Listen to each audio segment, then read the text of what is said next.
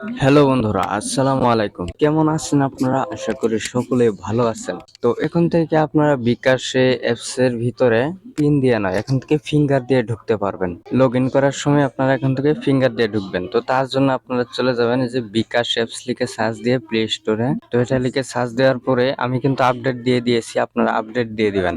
এখানে আপডেট আসবে, তো আপনারা আপডেট দিয়ে দিবেন। এরপর আমি সফটওয়্যারে যাচ্ছি, যেখানে কিন্তু পিন দিতে হয়। তো আমি এখন পিন না দিয়ে এই যে দেখুন আপডেট দেওয়ার পরে কিন্তু এটা শো করবে ফিঙ্গারের মতো একটা।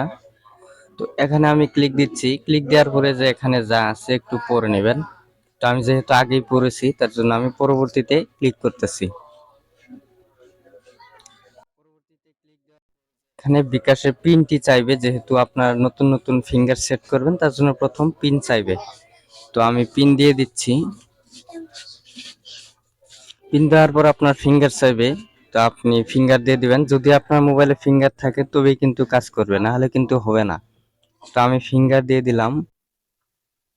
তো আমার ফিঙ্গার কিন্তু নিয়ে নিয়েছে, এই যে এখন দেখুন লেখা আছে আপনি সফলভাবে টাচ ফেস আইডি চালু করেছেন। ঠিক আছে। তো এখন কিন্তু এই যে আবার যখন ঢুকবেন, এই যে এখানে ঢুকবেন যখন আবার বিকাশে, তখন এই যে পিন যদি না দেন, যে এখানে দেখতে পাচ্ছেন ফিঙ্গারে একটা চিহ্ন রয়েছে, তো এখানে ক্লিক করবেন। ক্লিক করার পর ফিঙ্গারের চিহ্ন ভেসে উঠবে। তো এরপরে আপনার মোবাইলে ফিঙ্গার দিবেন। তো ফিঙ্গার দেওয়ার পরে কিন্তু বিকাশ ওপেন হয়ে যাবে। তো এখন কিন্তু আপনার পিন দেওয়া লাগলো না।